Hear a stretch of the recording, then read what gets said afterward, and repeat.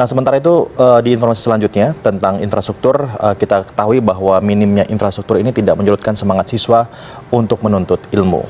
Ya, di Mandailing, Natal, Sumatera Utara, anak sekolah melintasi anak sungai dan juga bebatuan terjal untuk bisa menimba ilmu. Butuh perjuangan bagi anak sekolah di Mandailing, Natal, Sumatera Utara agar bisa sampai ke sekolah. Mereka harus melintasi anak sungai dan bebatuan terjal.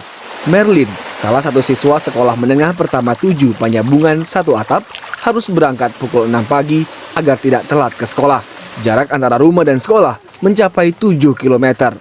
Tidak hanya Merlin, sebagian siswa yang menuntut ilmu di Sekolah Dasar Negeri 109 Siobon juga melakukan hal yang sama setiap pagi.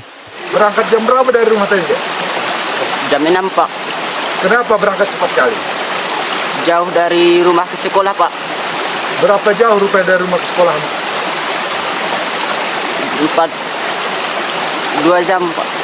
2 jam. Pernah terlambat? Pernah. Oke, kalau misalnya hujan, terus banjir, gimana jalannya? Susah? Susah, Pak. Kepala Sekolah SMP 7 1 Atap dan SD Negeri 109 Panyabungan, Sahrudin mengaku memberi keringanan terhadap siswa yang terlambat sampai sekolah. Kalau hujan, biasanya setiap anak yang terlambat kan diberikan hukuman kan. Namun bagi mereka yang agak jauh, untuk hukuman masih diberikan namun agak ringan. Sekolah berharap pemerintah daerah memperbaiki akses jalan menuju sekolah.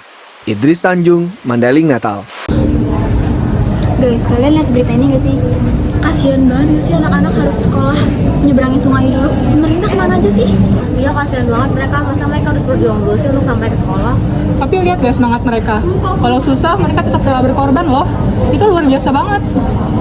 Ya, semangat sih penting, tapi kalau aksesnya membahayakan, nanti nyawa anak-anak juga bisa terancam. Harusnya pemerintah tuh cepat ngebenerin jalan sama jembatan. Gak bisa juga nyalahin pemerintah pusat terus. Kadang masalah ada di pemerintah daerah yang lambat bergerak. Semua pihak harus tanggung jawab. Menurutku sih jangan saling nyalahin pemerintah terus. Bisa kita cari solusi sementara mungkin. Misalkan antara masyarakat dan relawan itu bikin jembatan darurat. Itu kan bisa kita sambil nunggu pembangunan resminya. Iya sih, tapi intinya perjuangan anak-anak ini tuh jangan sampai terus berlanjut tanpa adanya perubahan. Soalnya ya pendidikan itu hak, bukan taruhan nyawa. Benar. Betul, kisah ini justru jadi pengingat buat kita yang sekolahnya gampang. Jadi jangan pernah menyia-nyiakan kesempatan.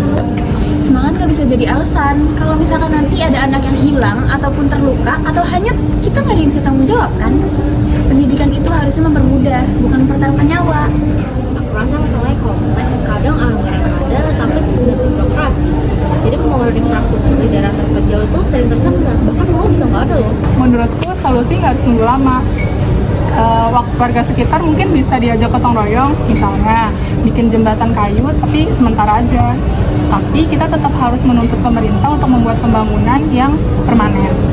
Gotong royong sih bagus, tapi itu kan cuma sementara. Sedangkan anak-anak tuh butuh solusi yang jangka panjang.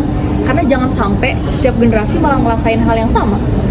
Kalau dipikir lagi mungkin kita yang di kota harus lebih banyak bersyukur karena kita ke sekolah tinggal naik motor atau bus, tapi malah banyak banget yang sering bolos.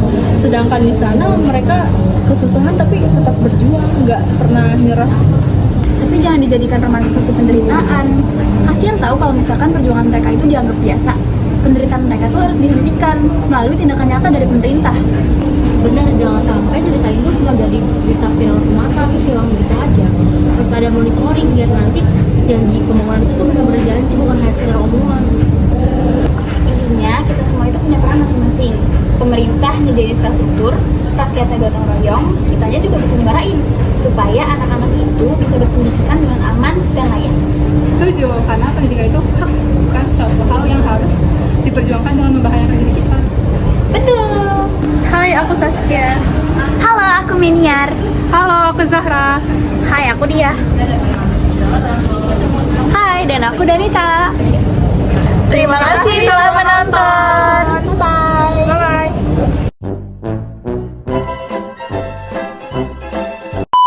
Kasian banget mereka, lihat aja mereka harus berjuang dulu.